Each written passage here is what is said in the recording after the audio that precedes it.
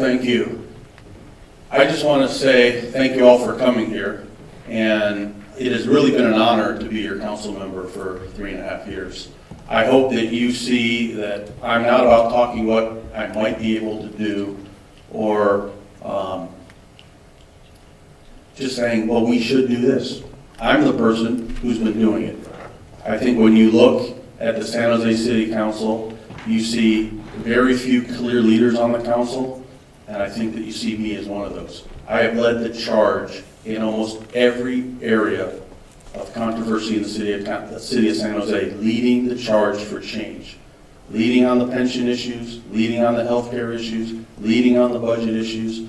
When Mayor Chuck Reed needs something done, he knows who to go to. He comes to me to lead the committee, to lead the group discussions, because I deliver. He knows when he needs information from the neighborhoods, he comes to District 1 to get the information, because we have the best organized, highest level of commitment anywhere in the city is here in District 1.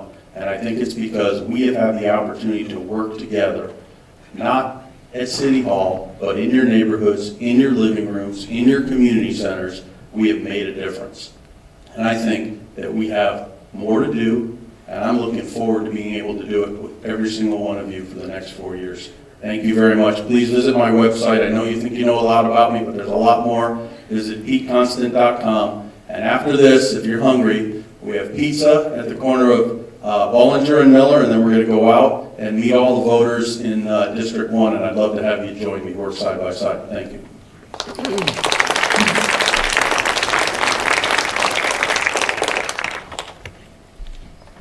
Well, let me just address that. It sounds to me that Pete's saying we have ideas, but he's actually done it.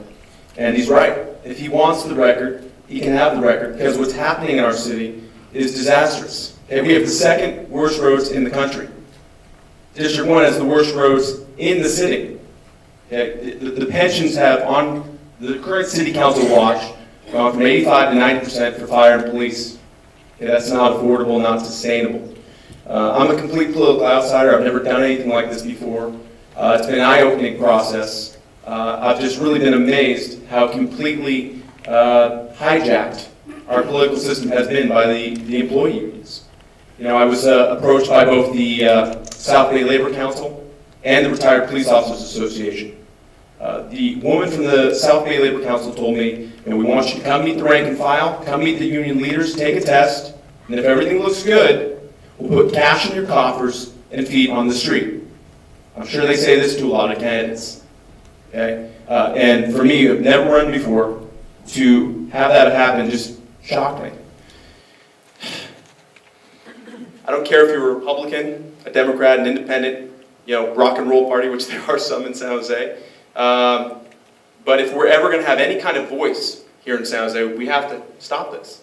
It seems the mayor and the city council seem to believe our current deficit is caused by the recession. I believe it to be a long-term problem caused by the city charter's mishandling of the employee unions. The arbitration requirement, the binding arbitration requirement, allows the police and fire unions to demand exorbitant requests, and eventually the city makes unsound concessions. It doesn't help that most members of the council are dependent upon these employee unions for their campaign. These factors have resulted in the pension plan increasing for police and fire from 75% of pay in the late 90s to 90% of pay today, all based on the single highest year's earnable salary. They can take 2 months off their last year of work and still make a full pension based on what they would have earned. I refuse support from many special interest groups, especially the city's employee unions. San Jose has earned a reputation of being hostile to business. For this to change, we need a true business perspective on the council. I've worked with, as I said before, hundreds of businesses in this area. I've worked with the planning department on several occasions. I will use these experiences as the customer to truly transform San Jose into a business-friendly environment. San Jose needs to reassume its rightful place as the capital of Silicon Valley. You'll always know where I stand. I'm known as a straight shooter in my business, and I'd like you to know me in the same way. Feel free to ask any questions or any concerns. Thank you for your time and consideration.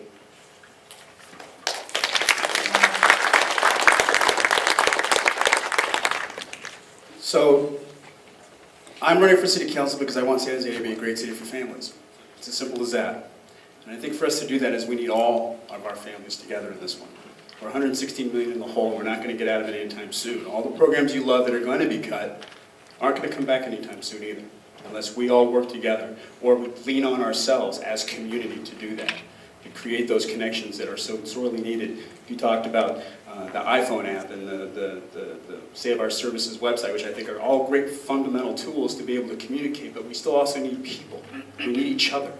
You got to go. There's folks in this neighborhood who aren't here tonight because probably they can't afford a $299 cell phone or a laptop, or they're going to have to go to the library, which that'll be closed, so they can't even know about the meetings because they can't get to you. The point is I want San Jose to be a great city for families. I'm running for city council because I think the great strength in this crisis is us. We can work on this together. I am the only registered Democrat in this race. Hopefully that means something to somebody. I'd like to say I'm a Harry Truman Democrat, but I am a Democrat, and I want us to work together to find some common ground and to find the solutions that we need to make the city livable. If we don't, people will leave. Your family will leave. My family might leave. You know, we have to do this for us, because we're the only ones who are going to solve this problem in the end. We need to mobilize each other, work together, and do some of the problem solving that it seems that the city council or the city leadership is incapable of doing. So let's work together. I'm going to be out in your neighborhoods banging on doors. Please open the door. I'm not selling you anything, except for myself. So I look forward to seeing you on the streets. Take care. Thank you to all the candidates for City Council District 1, Tom Johnson, David Clancy, Pete Constant.